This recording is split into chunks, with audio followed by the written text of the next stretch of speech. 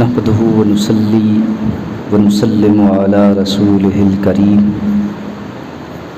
اما بعد فاعوذ بالله من الشيطان الرجيم بسم الله الرحمن الرحيم وما ارسلناك الا رحمة للعالمين صدق اللہ مولانا العظیم وصدق رسولہ النبی الکریم الامین ونحن علی ذلک لمن الشاہدین والشاکرین والحمد للہ رب العالمین رب اشرح لی صدری ویسر لی امری واحلل عقدۃ من لسانی یفقہوا قولی رب زدنی علما رب زدنی علما رب زدنی علما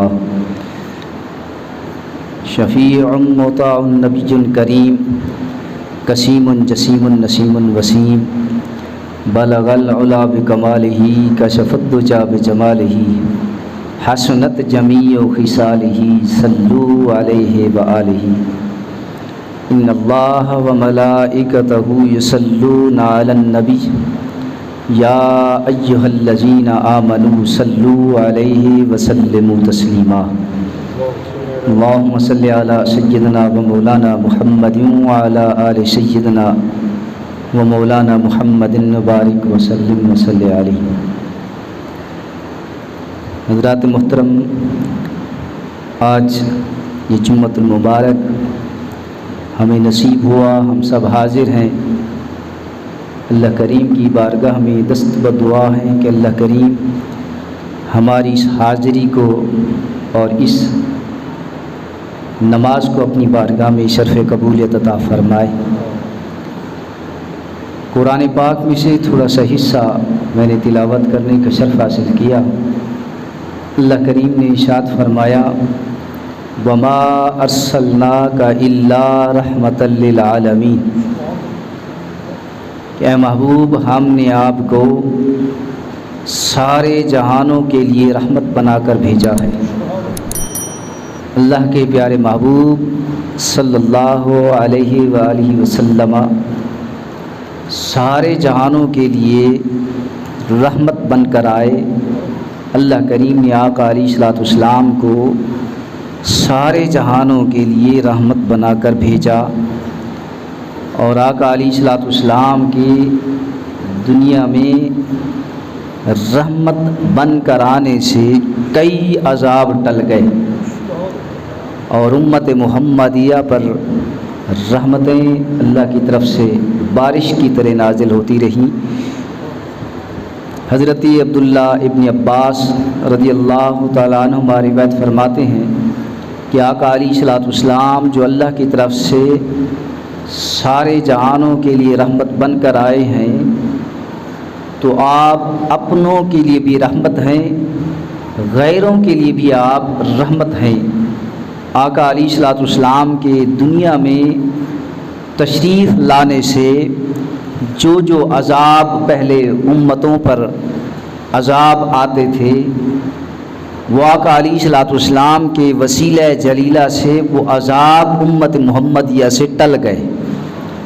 پہلے انبیاء جتنا دنیا کے اندر آئے، ہر نبی اپنی قوم کے لیے رحمت بن کر آیا، یا اپنے قبیلے کے لیے، یا کسی خاص علاقے کے لیے، یا کسی خاص بستی کے لیے نبی بن کر آیا، رحمت بن کر آیا۔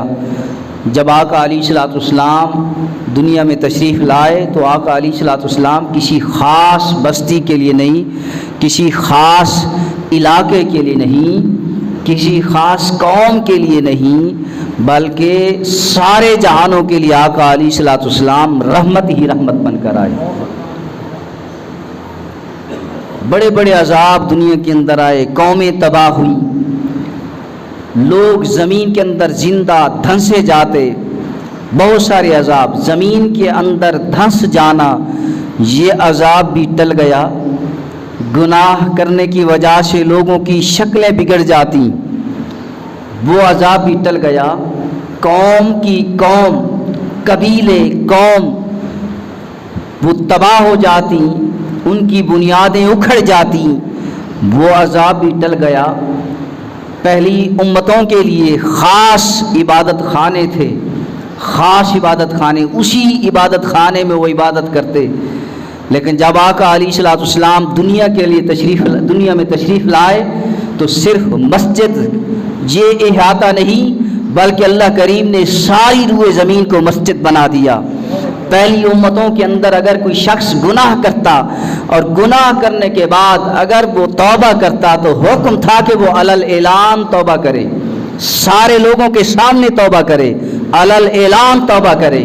لیکن جب آقا علیہ الصلوۃ والسلام دنیا میں تشریف لائے تو یہ شرط بھی ختم ہو گئی۔ امت محمدیہ میں سے اگر کوئی شخص گناہ کر لے اور گناہ کرنے کے بعد اگر وہ توبہ کرے تو دل کے اندر بھی توبہ کر لے، چھپ کر بھی توبہ کرے، خاموشی سے بھی توبہ کرے، اللہ کریم وہ بھی قبول فرماتا ہے، وہ بھی قبول فرماتا ہے۔ اور آقا علیہ الصلوۃ والسلام نے خود حضرت جبرائیل سے پوچھا، میرے آقا نے خود پوچھا اے جبرائیل میری رحمت سے تجھے بھی کوئی حصہ ملا ہے؟ میری رحمت سے تجھے بھی کوئی حصہ ملا ہے؟ حضرت جبرائیل علیہ السلام عرض کرتے ہیں یا رسول اللہ صلی اللہ علیہ وسلم، پہلے میں بہت ڈرتا تھا، میرے دل کے اندر رب کا بڑا خوف تھا، ڈر تھا، لرزتا تھا، کانپتا تھا۔ جب تمام انبیاء کی خدمت میں رب کی بارگاہ سے پیغام لے کر آتا، حضرت آدم سے لے کر حضرت عیسیٰ تک ہر نبی کی زیارت کی، ہر نبی کا دیدار کیا، ہر نبی کی صحبت اختیار کی اور ہر نبی کے پاس وحی لے کر آیا۔ جب رب کی بارگاہ سے وحی لے کر کسی نبی کے پاس آتا تو پھر میں ڈرتا تھا، خوف کھاتا تھا، میرا وجود کانپ جاتا تھا، لرز جاتا تھا میں، اس لیے کہ مجھ سے کوئی خطا نہ ہو جائے، کوئی غلطی نہ ہو جائے، کوئی نسیان نہ ہو جائے، کوئی بھول نہ ہو جائے، مجھ سے کوئی بھول نہ ہو جائے، کوئی کوتاہی نہ ہو جائے۔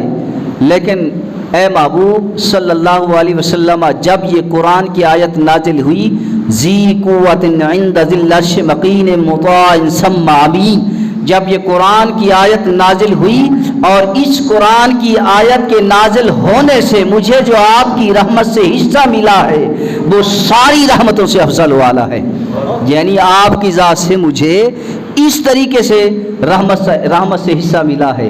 تو جبرائیل کو بھی آقا علیہ الصلوۃ والسلام کی رحمت سے حصہ ملا ہے۔ تو سامعین محترم، آقا علیہ الصلوۃ والسلام سارے جہانوں کے لیے رحمت ہیں۔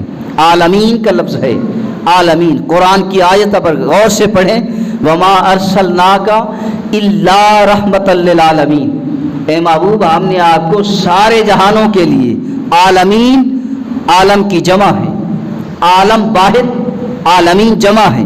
عالم کہتے ہیں ایک جہان کو اور عالمین سارے جہان، کوئی تعین نہیں، کوئی حد نہیں۔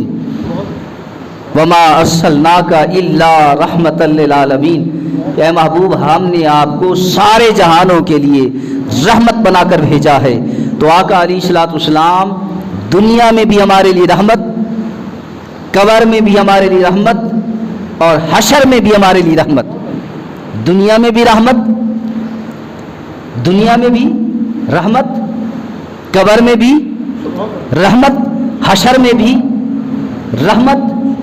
ما کان اللہ وما کان اللہ لیعذبہم وانت فیہم، قرآن کی آیت، ما کان اللہ لیعذبہم وانت فیہم، اے محبوب تیری امت پر، تیری مخلوق میں، تیری جو امت ہے اس پر، جو نہیں ماننے والے ان پر بھی عذاب میں اس لیے نہیں ڈالتا کہ اے محبوب تو جو اس میں موجود ہے، وانت فیہم، وانت فیہم، اے محبوب تیرے موجود ہونے کی وجہ سے تیری امت پر میں کوئی عذاب نہیں ڈالوں گا۔ ما کان اللہ لیعذبہم، اللہ کریم عذاب نہیں ڈالے گا، عذاب نہیں دے گا، وانت فیہم، حالانکہ آپ بھی اس میں موجود ہیں۔ تو آقا علیہ الصلوۃ والسلام کا موجود ہونا اور آقا علیہ الصلوۃ والسلام کے رحمت کے ذریعے امت پر عذاب نہ آنا، یہ اس بات کی واضح دلیل ہے کہ آقا علیہ الصلوۃ والسلام سارے جہانوں کے لیے، دنیا کے لیے، سارے جہانوں کے لیے رحمت ہی رحمت ہے، رحمت ہی رحمت ہے۔ تو دنیا کے اندر بھی آقا علیہ الصلوۃ والسلام رحمت، قبر میں بھی رحمت اور حشر میں بھی रहमत, कब्र में रहमत कैसे हैं, कब्र के अंदर आका अलैहिस्सलाम रहमत कैसे बन गए। भी कब्र भी एक जहान है जिसे आलम बरज़ख कहते हैं, और हशर भी एक जहान है जिसे आलम हशर कहते हैं, दुनिया भी एक जहान है जिसे आलम दुनिया कहते हैं। और कुरान की आयत के अंदर किसी एक जहान को ताज्जुब नहीं किया गया। फरमाया वमा अरसलनाका इल्ला रहमतल लिल आलमीन, ए महबूब हमने आपको सारे जहानों के लिए रहमत बनाकर भेजा है। वो जहान चाहे वो दुनिया का हो, वो जहान चाहे कब्र का हो, वो जहान चाहे हशर का हो, वो जहान चाहे आलम अरवाह का हो। तो सारे जहानों के लिए आका अलैहिस्सलाम रहमत। कब्र के अंदर रहमत कैसे हैं, पहले तो ये कुरान की आयत, दूसरी दलील कि कब्र के अंदर जब मैयत को दफन करते हैं तो कब्र के अंदर कितने सवाल होते हैं, बोलिए बोलिए कितने सवाल होते हैं, 3 सवाल। 3 सवाल, मन रब्बो का, मा दीनो का, मा कुंत तकूलु फी हक़्क़ि हाज़िर रजुल। 3 सवाल कब्र के अंदर, 3 सवाल। और ये 3 सवालों वाली हदीस कहाँ है, कहाँ है ये हदीस? कुतुब हदीस में, बहुत सारी कुतुब हदीस में हदीस मौजूद है। मुवत्ता इमाम मालिक और उसके अलावा मुस्तदरक हाकिम, मुस्नद अहमद बिन हम्बल, मिशकात शरीफ, बहुत सारी किताबों में, बहुत सारी कुतुब हदीस में ये 3 सवालों वाली हदीस मौजूद है। 3 सवालों वाली हदीस, मन रब्बो का, मा दीनो का, मा कुंत तकूलु फी हक़्क़ि हाज़िर रजुल। मन रब्बो का, तेरा रब कौन है, कौन है? जो सिर्फ एक खुदा को मानता है, सिर्फ एक खुदा को मानता है कि वही माबूद है, वही वहदहू ला शरीक है, तो वो कहेगा कि हमारा रब अल्लाह है, रब्बी अल्लाह, हमारा रब अल्लाह है। दूसरा सवाल, मादीनों का, तेरा दीन क्या है? जो सही माने इस्लाम पर है, दायरा इस्लाम में दाखिल है, मुसलमान है, मोमिन है, तो वो जवाब देगा दीन अल इस्लाम, मेरा दीन इस्लाम है, मेरा दीन इस्लाम है। तीसरा सवाल, मा कुंत तकूलु फी हक़्क़ि हाज़िर रजुल, इस शख्सियत के बारे में तू क्या कहता था? लफ्ज़ों पर गौर करें। कोई माना करते हैं हदीसों का सरसरी तौर पर जल्दी में माना कर लेते हैं कि सवाल का, इस सवाल का माना ये करते हैं कि इस शख्स के बारे में तू क्या कहता है, नहीं, मा कुंत तकूलु फी हक़्क़ि हाज़िर रजुल, इस शख्सियत के बारे में तू क्या कहता था, क्या अकीदा रखता था, क्या समझता था, नूर समझता था या बशर समझता था? मा कुंत तकूलु फी हक़्क़ि हाज़िर रजुल। पहला सवाल अगर उसका सही जवाब आ गया, फैसला तब भी नहीं होगा। दूसरे सवाल का सही जवाब दे दिया, फैसला तब भी नहीं होगा जब तक तीसरे सवाल का सही जवाब ना देंगे। तीसरे सवाल का, तो सही बुखारी सही मुस्लिम के अंदर जो हदीस है, सही बुखारी सही मुस्लिम, बड़ा अजीम नुक्ताज कर रहा हूँ। ये 3 सवालों वाली हदीस, इसको मानता हूँ, मैं इकरार कर रहा हूँ, 3 सवालों वाली हदीस है, लेकिन सही बुखारी और सही मुस्लिम के अंदर जो हदीस है, कुरान के बाद अगर मकाम तमाम आइम्मा मुहक्किकीन मुहद्दिसीन का ये मुत्तफ़िक़ा फैसला है कि कुरान के बाद मकाम है तो सही बुखारी का मकाम है, फिर उसके बाद सही मुस्लिम का। सही बुखारी और सही मुस्लिम के अंदर जो कब्र के अंदर जो सवाल होगा, ये जो हदीस है, ये हदीस सही बुखारी और सही मुस्लिम के अंदर 3 सवालों वाली हदीस नहीं है। आप उठाइए सही बुखारी सारी पढ़े, आप सही मुस्लिम उठाएं, 3 सवालों वाली हदीस न सही मुस्लिम के अंदर है, न सही बुखारी के अंदर है। सही बुखारी और सही मुस्लिम के अंदर हदीस है कब्र के अंदर सवाल की, तो सिर्फ एक सवाल की हदीस है, सिर्फ एक सवाल की। बड़ा अजीम हवाला दे रहा हूँ, सही बुखारी और सही मुस्लिम की बात कर रहा हूँ। उसके अंदर, इन 2 किताबों के अंदर, 2 किताबों के अंदर 3 सवालों वाली हदीस है ही नहीं, सिर्फ एक सवाल वाली हदीस है। वो सवाल कौन सा है? मा कुंत तकूलु फी हक़्क़ि हाज़िर रजुल, सिर्फ एक सवाल वाली हदीस है। आप उठाइए, सही बुखारी पढ़े, आप हदीसें पढ़ें, सही मुस्लिम पढ़ें, صرف ایک سوال والی حدیث، ما کنت تقول فی حق ھذا الرجل، اس شخصیت کے بارے میں تو کیا کہتا تھا؟ اگر وہ فاسق ہے، منافق ہے، گناہگار ہے، کافر ہے، تو وہ کہے گا کہ میں نہیں جانتا، لا ادری، میں نہیں جانتا۔ تو اللہ کریم فرمائے گا فرشتوں اس سے پوچھو یہ کیوں نہیں جانتا، یہ کیوں نہیں جانتا؟ قبر والا کہے گا، فاسق، منافق، کافر کہے گا کہ ہمیں کسی نے بتایا ہی نہیں۔ تو اللہ کریم فرمائے گا یہ جھوٹ بولتا ہے، اس کی قبر کے اندر ہی جہنم کی کھڑکی کو کھول دو اور جہنم کی آگ کا رخ اس قبر کی طرف کر دو، پھر اس کی قبر ہی حفرۃ من حفرۃ النار، اس کی قبر ہی جہنم کے گڑھوں میں سے گڑھا ہوگی۔ جب مومن، مسلمان، عاشق، محب، دیوانہ، تابعدار، اتباع کرنے والا، جب اس سے سوال ہوگا ما کنت تقول فی حق ھذا الرجل، اس شخصیت کے بارے میں تو کیا کہتا ہے، فوراً کہے گا ھذا محمد الرسول اللہ صلی اللہ علیہ وسلم، یہ تو اللہ کے رسول ہیں صلی اللہ علیہ وسلم۔ اللہ کریم فرمائے گا اس سے پوچھو اسے کیسے پتا چلا یہ اللہ کا رسول ہے۔ جب فرشتے پوچھیں گے تو قبر والا اگر مومن ہے، مسلمان ہے، مطیع ہے، اطاعت کرنے والا ہے، اتباع کرنے والا ہے آقا علیہ الصلوۃ والسلام کی، تو وہ کہے گا ہمیں قرآن نے کہا ہے، ہمیں قرآن نے راستہ بتایا، ہمیں قرآن نے رہنمائی کی ہے، قرآن نے کہا ہے یہ اللہ کے رسول ہیں صلی اللہ علیہ وسلم۔ تو اللہ کریم فرمائے گا یہ سچ کہتا ہے، یہ سچ کہتا ہے، اس کی قبر میں جنت کی کھڑکی کو کھول دو اور جنت کی بہاریں، جنت کی خوشبو، جنت کی نعمتیں، جنت کی ہوائیں، جنت کی بہاریں، اس کا رخ اس کی قبر کی طرف کر دو، پھر وہی قبر جنت کے باغوں میں سے ایک باغ ہوگی، قبر المومن روضۃ من ریاض الجنہ، پھر اسی شخص کی قبر جنت کے باغوں میں سے ایک باغ ہوگی۔ تو حضور کو پہچاننے سے، اللہ کے نبی کو پہچاننے سے، اللہ کے نبی کو پہچاننے سے ہی قبر جنت کا باغ بن گئی، حضور کو پہچاننے سے، اور اللہ کے نبی کو نہ پہچاننے سے وہی قبر جہنم کا باغ، جہنم کا گڑھا بن گئی۔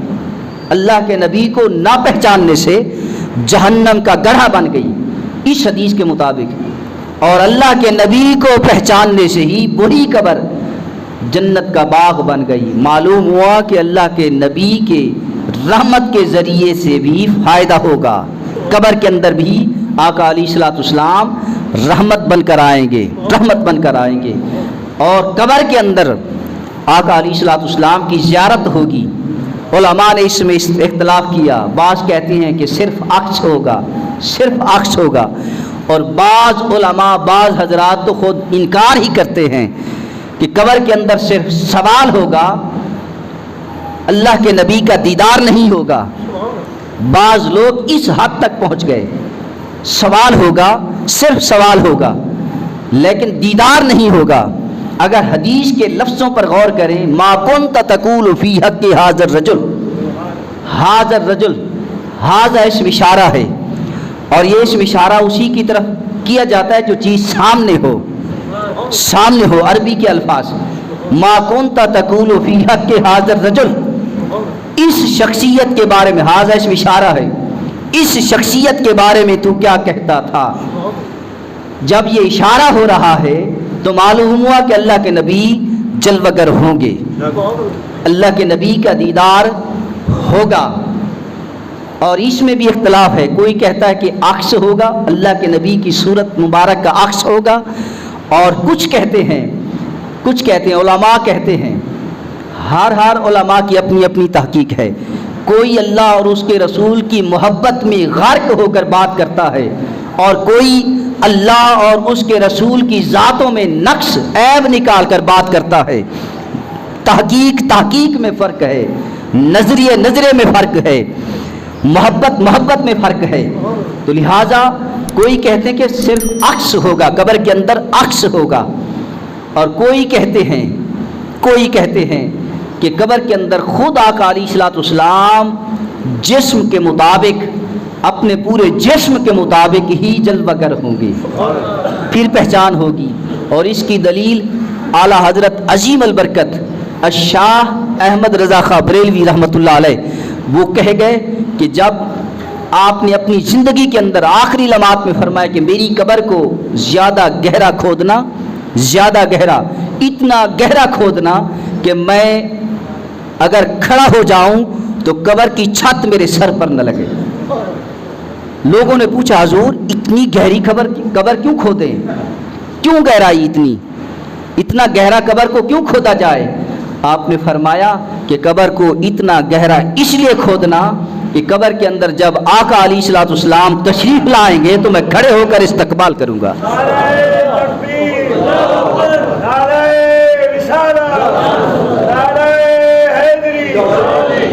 تو کھڑے ہو کر میں حضور کا استقبال کروں گا۔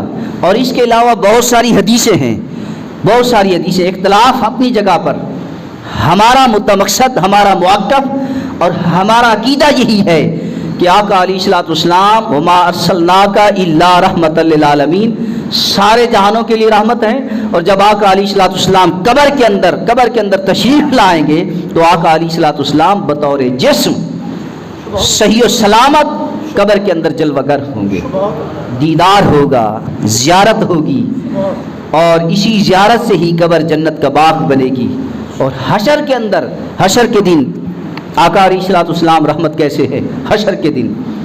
وہ حدیث میں نے پچھلے جمعۃ المبارک عرض کی تھی میں نے کہ جب آقا علیہ الصلوۃ والسلام سجدہ ریز ہوں گے، صحیح بخاری، صحیح مسلم، مسند احمد بن حنبل، مستدرک حاکم، مجمع الزوائد، بہت ساری کتب حدیث کا حوالہ دیتے ہوئے کہ اس حدیث کو بہت سارے محدثین نے روایت کیا کہ آقا علیہ الصلوۃ والسلام رب کی بارگاہ میں جب سجدہ ریز ہوں گے، حضرت آدم علیہ السلام اشارہ کریں گے لوگوں کو حضرت ابراہیم کی طرف، حضرت نوح کی طرف، اور حضرت نوح علیہ السلام اشارہ کریں گے حضرت ابراہیم کی طرف، حضرت ابراہیم اشارہ کریں گے حضرت موسیٰ کی طرف، حضرت موسیٰ حضرت عیسیٰ کی طرف، حضرت عیسیٰ آقا علیہ الصلوۃ والسلام کی طرف، اور آقا علیہ الصلوۃ والسلام اپنی امت کے لیے، سارے لوگوں کے لیے سجدہ ریز ہوں گے 4 مرتبہ، اور چاروں مرتبہ اپنی ساری امت کی بخشش کرا کے پھر سر انور کو اٹھائیں گے، ساری امت کی بخشش کرائیں گے۔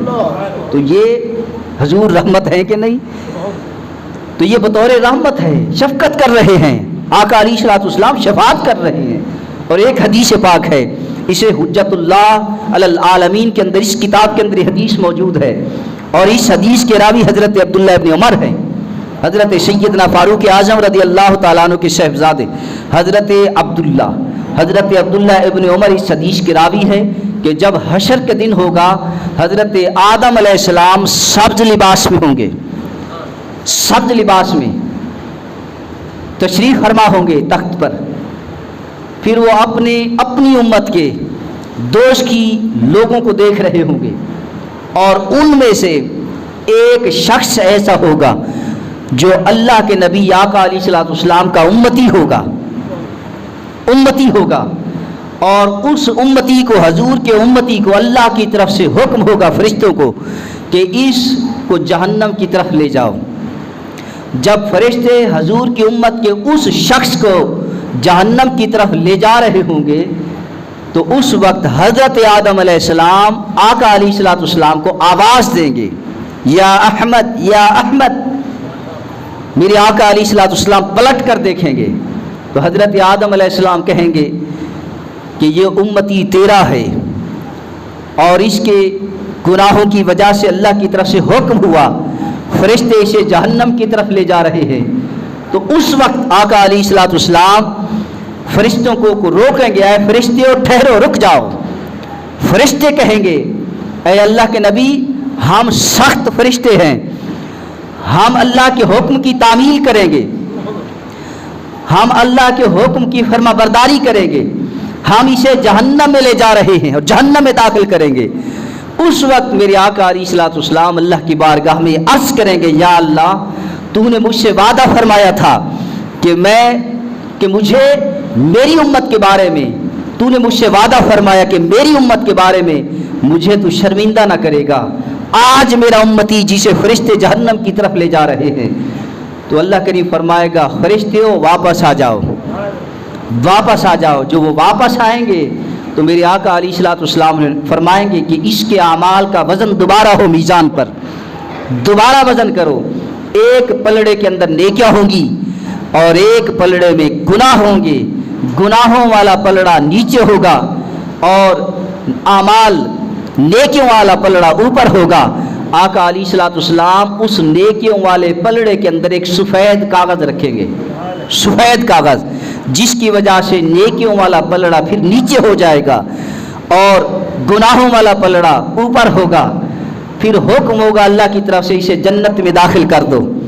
جب فرشتے اسے لے کر جا رہے ہوں گے جنت میں داخل کرنے کے لیے, تو وہ شخص کہے گا اے فرشتوں ٹھہر جاؤ, مجھے پہلے ان سے پوچھنے دو کہ ہماری یہ شفاعت کرنے والا اور ہماری یہ مدد کرنے والا ہے کون, ہے کون.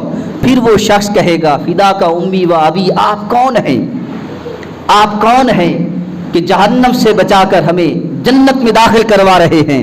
تو آقا علیہ الصلوۃ والسلام اس وقت کہیں گے تو نے مجھے پہچانا نہیں, میں ہی تیرا نبی ہوں اور میرا نام ہی محمد مصطفیٰ ہے صلی اللہ علیہ وسلم. اور یہ جو کاغذ تیرے اعمال نیکیوں کے پلڑے میں رکھا ہے, یہ وہ کاغذ ہے جو دنیا کے اندر رہ کر تو مجھ پر درود پڑھتا تھا, درود پڑھتا تھا. تو سامعین محترم, آقا علیہ الصلوۃ والسلام دنیا میں بھی رحمت, قبر میں بھی رحمت, حشر میں بھی رحمت. ایک نقطہ, ٹائم ہو چکا ہے, ایک نقطہ سمجھا رہا ہوں قرآنی حوالے سے, ذہن نشین کر لیں, ذہن نشین. اور یہ جو نقطہ میں عرض کر رہا ہوں اسے ہر بندہ سمجھ لے گا, پڑھا لکھا, ان پڑھ, تعلیم یافتہ, جو بھی ہے, جس مسلک کا اس نقطے کو سمجھ لے گا. قرآن کی آیت ہے الحمدللہ رب العالمین, ہے نا بھی, بولیے. قرآن کی آیت, پہلی آیت, پہلی سورت, الحمدللہ رب العالمین. اس کا معنی کیا ہے کہ تمام تعریف اللہ کے لیے ہے جو سارے جہانوں کا پالنے والا ہے, سارے جہانوں کا. آپ جس مسلک کی کتاب اٹھائیں, ترجمہ اہل سنت کا ترجمہ اٹھائیں, دیوبندے کا اٹھائیں, اہل حدیث کا اٹھائیں, اہل تشیع کا اٹھائیں, اور اس کے علاوہ غیر مقلد کا اٹھائیں, جس مسلک کا آپ ترجمہ اٹھائیں, سارے ترجمے یہی ہیں اس آیت میں, الحمدللہ رب العالمین, کہ تمام تعریفوں کے لائق کون ہے؟ اللہ جو سارے جہانوں کا پالنے والا ہے. عالمین کا معنی اس مقام پر, عالمین کا معنی کیا ہے؟ سارے جہان. عالمین کا معنی کیا ہے, بولیے؟ سارے جہان. عالمین عالم کی جمع ہے, عالم کہتے ہیں ایک جہان کو, عالمین سارے جہان. قرآن کی اس آیت کے اندر عالمین, الحمدللہ رب العالمین, اور قرآن کی اس آیت کے اندر کیا ہے, وما ارسلناک الا رحمۃ بولیے, رحمۃ للعالمین. حق یہی بنتا ہے, انصاف یہی بنتا ہے کہ جب الحمدللہ رب العالمین میں عالمین کا معنی سارے جہان کر رہے ہیں, تو وما ارسلناک الا رحمۃ للعالمین, اس جگہ بھی عالمین کا معنی سارے جہان ہو. لیکن ڈنڈی مارتے ہیں, ڈنڈی مارتے ہیں. قرآن کی اس آیت کے اندر الحمدللہ رب العالمین, اس میں سارے ترجمے یہی ہیں کہ سارے جہانوں کا پالنے والا ہے. لیکن وما ارسلناک الا رحمۃ للعالمین, اس آیت کا ترجمہ اہل سنت کے علاوہ باقی سارے ترجموں کے اندر سارے جہان نہیں ہے. کہ محبوب ہم نے آپ کو سارے جہانوں کے لیے رحمت بنا کر بھیجا. اہل سنت کے علاوہ سارے ترجمے آپ اٹھائیں, جس مسلک کے اٹھائیں, عالمین کا معنی سارے جہان کسی نے نہیں کیا, کسی نے نہیں کیا. اور کسی نے کیا ہے وما ارسلناک الا رحمۃ للعالمین. اے محبوب ہم نے جو آپ کو بھیجا ہے صرف جہان دنیا کے لیے رحمت بنا کر بھیجا. اے محبوب, کئی ترجمہ, اے محبوب ہم نے جو آپ کو بھیجا ہے صرف اور صرف جہان دنیا کے لوگوں کے لیے رحمت بنا کر بھیجا ہے. جبکہ قرآن کا لفظ عالمین ہے, قرآن کا لفظ عالمین ہے. اگر الحمدللہ رب العالمین یہ قرآن کی آیت ہے تو وما ارسلناک الا رحمۃ للعالمین وہ بھی قرآن کی آیت ہے. اگر یہ اللہ کا کلام ہے تو وہ بھی اللہ کا کلام ہے. اگر عالمین اس آیت کے اندر قرآن کا لفظ ہے تو عالمین اس آیت کے اندر بھی قرآن کا لفظ ہے. یہ بھی قرآن کی آیت, وہ بھی قرآن کی آیت, یہ بھی اللہ کا کلام, وہ بھی اللہ کا کلام. فرق صرف یہ ہے کہ اس آیت کے اندر تعریف خداوندی ہے، اس آیت کے اندر تعریف مصطفیٰ ہے، تعریف مصطفیٰ ہے۔ صرف تعریف مصطفیٰ ہونے کی وجہ سے ڈنڈی مار لیتے ہیں، یارو یہ تو برابری ہو جائے گی۔ یارو برابری کرنے والا کون ہے؟ قرآن کی آیتیں بھیجنے والا کون ہے؟ یہ فیصلے کرنے والا کون ہے؟ وہ بھی خدا کا کلام، وہ کسی بشر کا کلام نہیں، وہ بھی خدا نے فرمایا ہے، وہ بھی خدا نے کہا ہے وما ارسلناک الا رحمۃ للعالمین۔ اگر اس مقام پر ہم یہ معنی کرتے ہیں کہ تمام جہانوں کا پالنے والا، تمام تعریف اس خدا کے لیے ہے، الحمدللہ رب العالمین، تمام تعریف اس خدا کے لیے ہے جو سارے جہانوں کا پالنے والا ہے، تو وما ارسلناک الا رحمۃ للعالمین میں بھی یہی معنی کریں گے کہ اے محبوب ہم نے آپ کو سارے جہانوں کے لیے رحمت بنا کر بھیجا۔ دعا کریں اللہ کریم ہم سب کو عمل کی توفیق عطا فرمائے۔